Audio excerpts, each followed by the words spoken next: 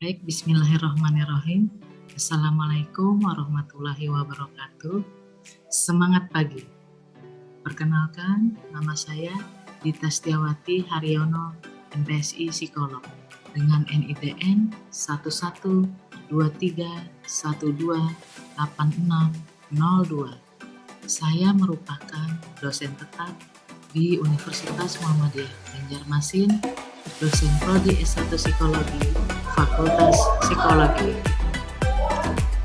Pada kesempatan ini, izinkan saya untuk menyampaikan pernyataan diri dosen dalam unjuk kerja Tridharma Perguruan Tinggi dalam bidang pengajaran. Di semester ini, saya mengampu beberapa mata kuliah. Yang pertama, mata kuliah Kepribadian Kontemporer. Yang kedua, Psikologi Abnormal dan Psikopatologi. Dan yang ketiga, Psikologi Konseling.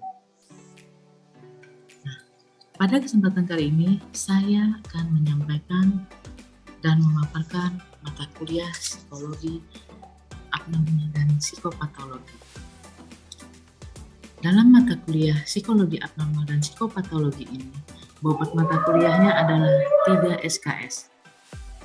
Semester 4 dan dengan kode mata kuliah FPS 4123. Dengan dosen pengampu dengan saya sendiri. Deskripsi mata kuliah ini adalah memberikan kajian agar mahasiswa mampu menjabarkan dan menjelaskan makna, proses, dan metode ruang lingkup tentang kajian psikologi abnormal.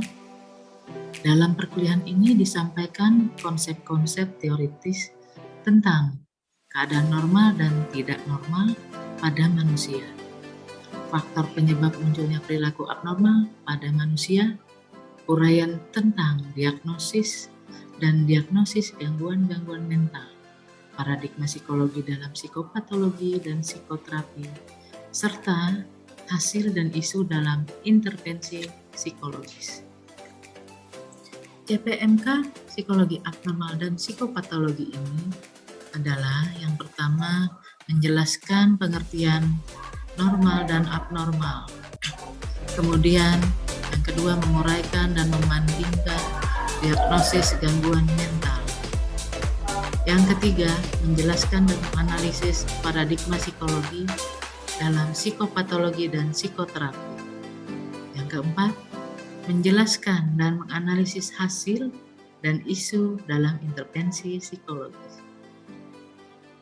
Adapun materi pembelajaran dalam psikologi abnormal dan psikopatologi ini adalah yang pertama, pengertian, manfaat mempelajari, dan ilmu-ilmu yang berhubungan dengan psikologi abnormal. Kemudian yang kedua adalah psikologi abnormal dan psikopatologi. Yang ketiga, klasifikasi diagnosis gangguan dan gejala-gejala gangguan mental atau diagnosis multiaksial. Materi keempat adalah mempelajari gangguan skizofrenia dan psikotik lainnya. Yang kelima, gangguan ansietas atau kecemasan. Yang keenam, materi gangguan kepribadian. Dan yang ketujuh, gangguan yang berkaitan dengan penggunaan zat. Yang kedelapan, gangguan terkait perkembangan di masa kanak-kanak. Yang kesembilan, materi gangguan psikologis pada masa usia lanjut. Kemudian yang ke-10, gangguan seksual. Yang ke-11, prevensi dan masalah-masalah yang berkaitan dengan tingkah laku abnormal. Yang ke-12, materinya adalah kajian psikoterapi dan integrasi psikoterapi. Yang ke-13, isu dalam intervensi psikologis. Dan yang ke-14 adalah materi mengenai kasus-kasus dalam psikologi abnormal dan psikopatologi. Oke, metode pembelajaran yang saya gunakan dalam mata kuliah psikologi abnormal dan psikopatologi ini adalah ada 3. Yang pertama adalah delivery, kemudian interaction, dan assessment. Delivery yang mana saya menggunakan student center learning, small group diskusi, dan ceramah penyampaian materi berdasarkan textbook. Kemudian yang I adalah interaksi atau interaksi secara langsung dalam proses perkuliahan tatap muka. Dan juga karena masih masa dalam pandemi, terkadang kami juga menggunakan media Zoom meeting, Google Classroom, dan via WhatsApp. Kemudian ada A, assessment. Ya. Di dalam proses assessment ini saya menerapkan kepada mahasiswa untuk tugas-tugas kelompok, kemudian tugas-tugas individu, kuis, kemudian baru UTS dan UAS atau proyek akhir mata kuliah ini.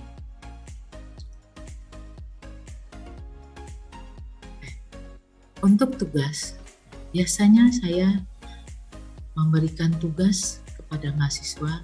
Yang pertama dalam tugas kelompok menyusun makalah. Setelah selesai menyusun makalah, kemudian meminta mereka untuk presentasi hasil dari makalah mereka tersebut. Kemudian yang akan didiskusikan dalam kelas. Kemudian yang selanjutnya adalah tugas individu, yang mana saya meminta mahasiswa untuk mereview jurnal penelitian untuk dijadikan bahan diskusi juga di kelas. Kemudian masuk ke sistem penilaian. Nah, dalam sistem penilaian ini terbagi menjadi 5 kategori, yang mana 5% itu untuk nilai kehadiran dan keaktifan mahasiswa tersebut. Kemudian dengan bobot 10% itu untuk tugas kelompok, ya, makalah dan presentasi. Kemudian 15% itu tugas individual dan kuis yang saya berikan pada mahasiswa. Dan kemudian dengan bobot 30% itu untuk ujian tengah semester atau UTS, dan 40% untuk proyek akhir mata kuliah tersebut atau ujian akhir semester. Oke, berikut adalah cuplikan aktivitas belajar mengajar pada mata kuliah yang saya ampu psikologi abnormal dan psikopatologi. Selamat menyaksikan. Assalamualaikum warahmatullahi wabarakatuh. Waalaikumsalam warahmatullahi wabarakatuh. Jadi hari ini kita membahas mengenai materi psikologi abnormal dan psikopatologi serta penegakan diagnosis menurut ini PPDBJ dan DSM.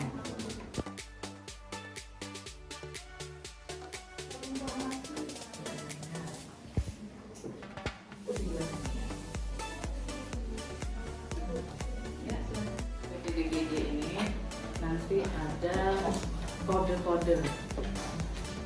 Oke, sebelum lebih jauh maka di materi penegakan diagnosis, sekarang mengenai psikologi abnormal. Menurut kalian nih, sepengetahuan kalian yang sudah pernah kalian dengar, apa itu psikologi abnormal? Jadi pernah baca, jadi psikologi abnormal itu adalah ketika individu itu dia berada di luar dari jalur masyarakat, baik itu secara norma, perilaku, ataupun juga beberapa hal yang seperti gangguan atau penyakit jiwa gitu. Dan mungkin ada satu lagi dari sini. Menurut saya psikologi abnormal itu kan belajar tentang seperti apa perilaku yang normal dan tidak normal. Psikopatologi itu adalah tentang penyakit mental yang dialami orang yang sedang membutuhkan kemampuan dari Bagian dari psikologi apa?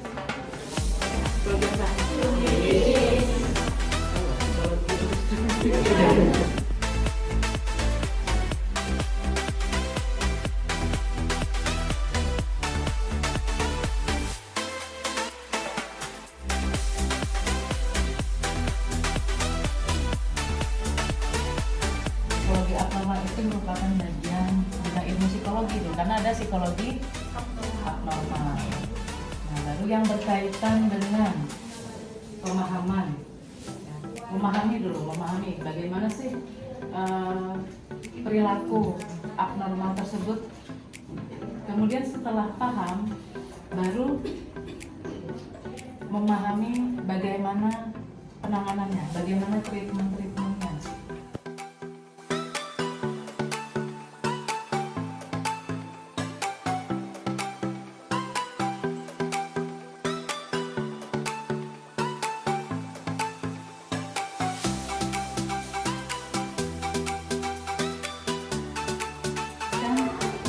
Apa? Oke, memberikan diagnosa. Setelah diagnosa ada,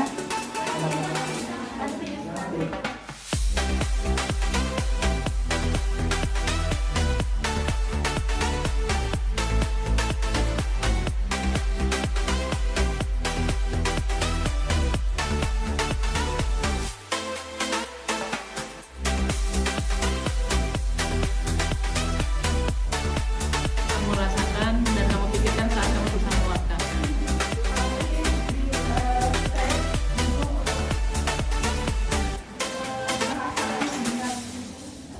Apakah ada dalam pikiranmu nanti jangan-jangan saya salah ucap? Ada? Pikiran jangan-jangan. Ada pikiran irasional. Takut. Hubungannya kemana? Neurosis, kecemasan. Ya, bisa dimengerti?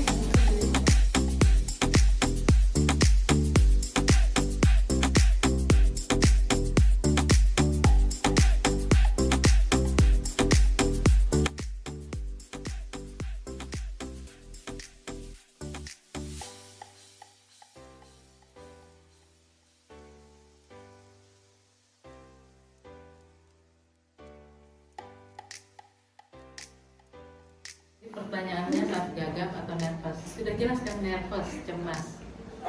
Tapi sebelum kita menentukan gangguan psikologis apa, diakses dulu, digali dulu datanya. Saat kapan saja dia gagap, sejak kapan, dan dalam situasi apa.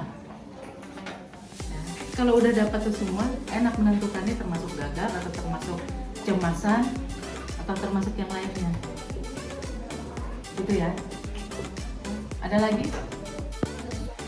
Saya izin.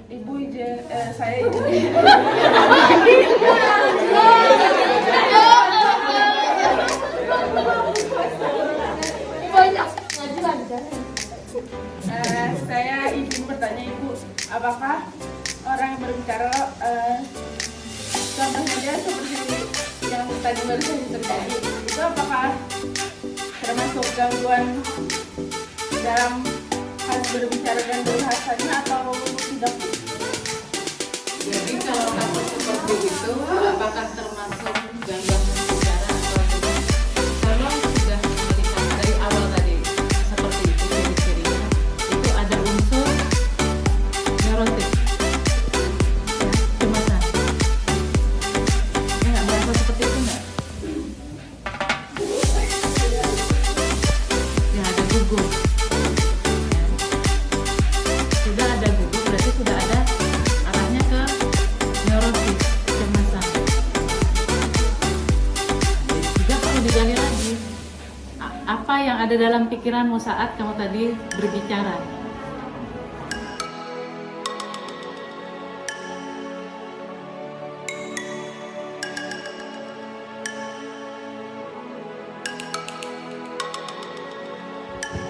Jadi di 20 itu F00 sampai dengan F09.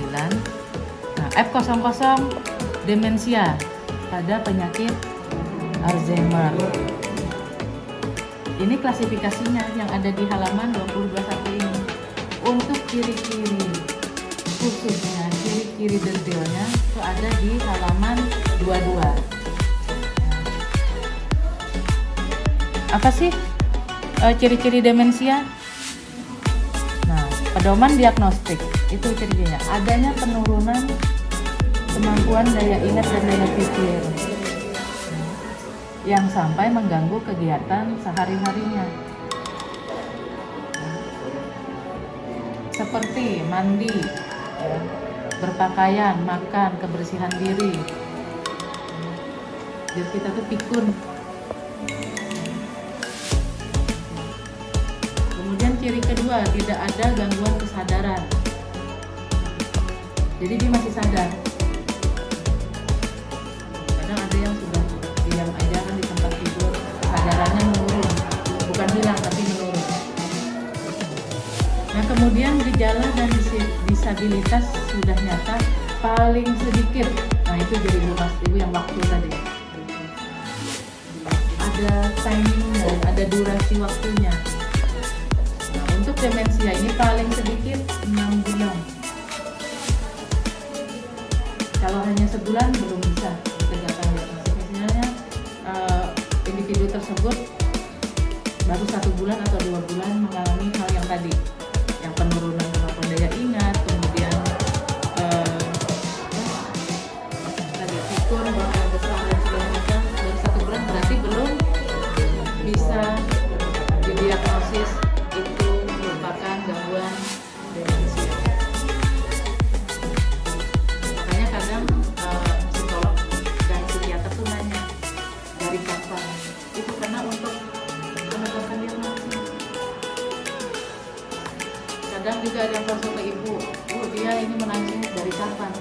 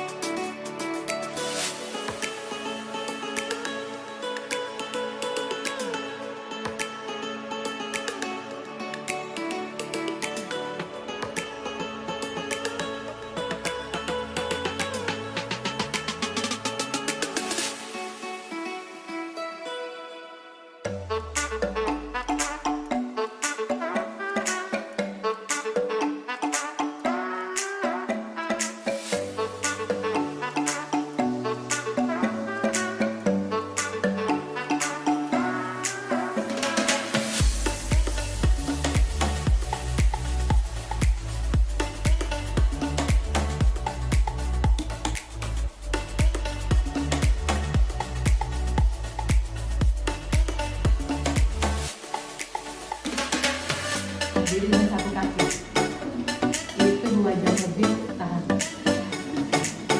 Kalian dapat kaki 5 menit aja bisa capek. Jadi macam-macam ya gangguan schizofren, dan tentang praktek yang ibu senang itu DSJ. Karena kita selain healing, lucu soalnya. Jadi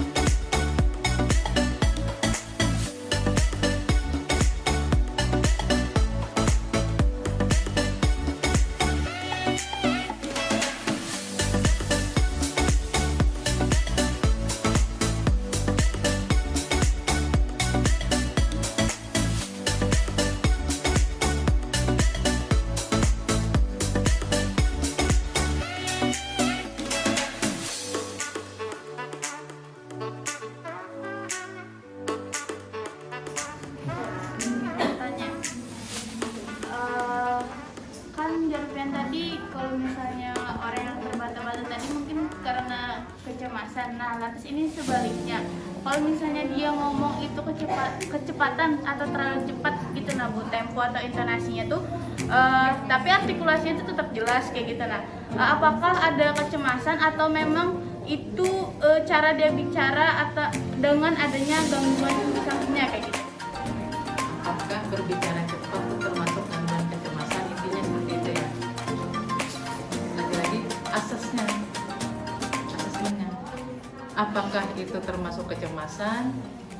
Ada nggak gejala lainnya? Ada nggak pikiran irasionalnya, pikiran negatifnya? Kemudian lihatlah di budaya, ya kan ya. Orang budaya Jawa dengan budaya Banjar, apalagi Jawa Tengah.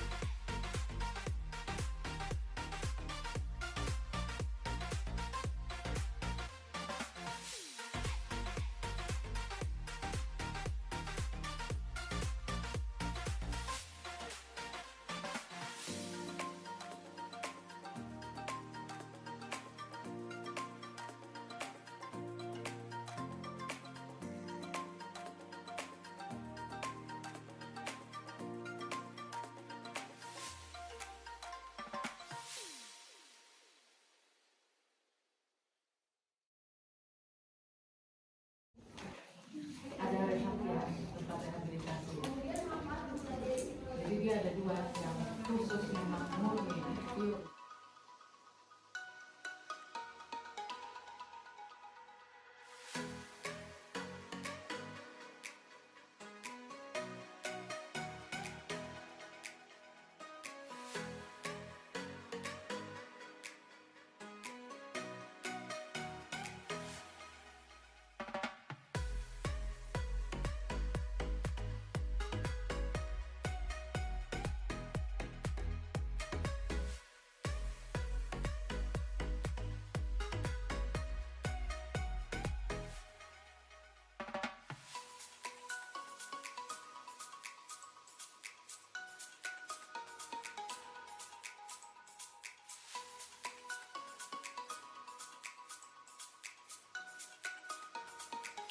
Tiga empat.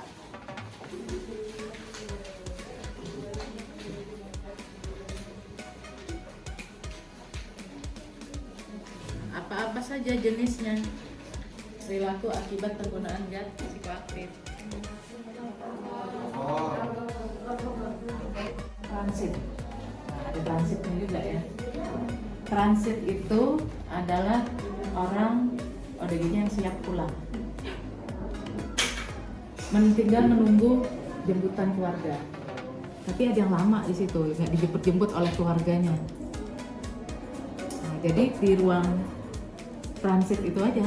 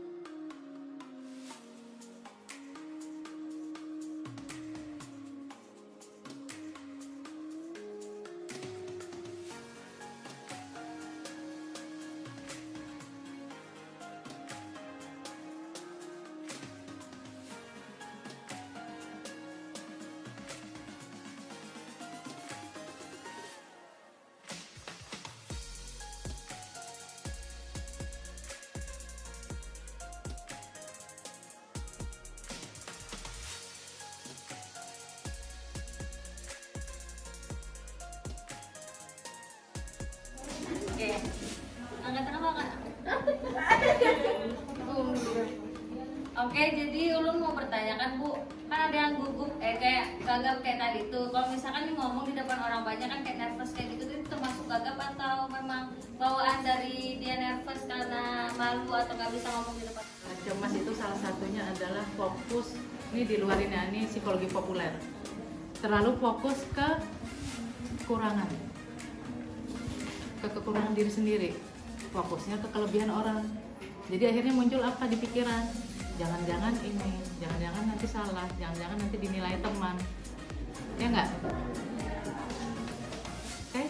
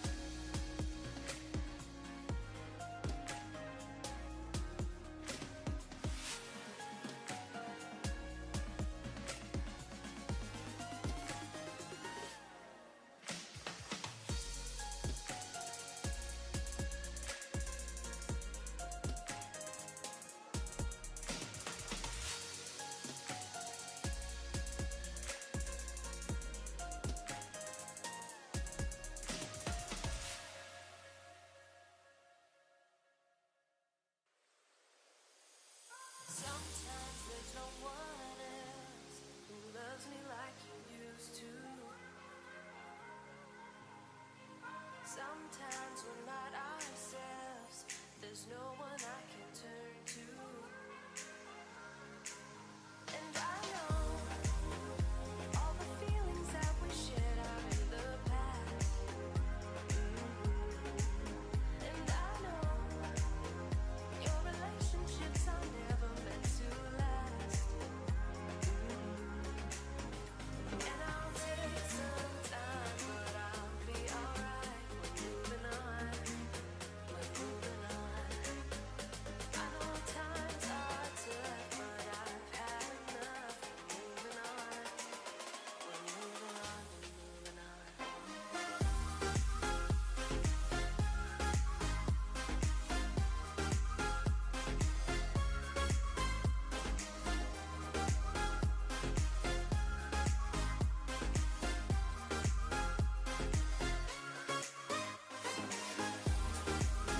Dah, kalau tidak ada yang ditanyakan sebelum ibu tutup kelas, semoga materi hari ini bermanfaat bagi kita semua, sehingga kalian bisa menerapkannya di keseharian kalian dalam mendiagnosis, nanti belajar mendiagnosis orang dengan gangguan psikologis atau orang dengan gangguan jiwa. Baik, untuk hari ini kita cukupkan sampai pada hari ini. Terima kasih banyak. Sampai ketemu minggu depan. Assalamualaikum warahmatullahi wabarakatuh. Waalaikumsalam warahmatullahi wabarakatuh.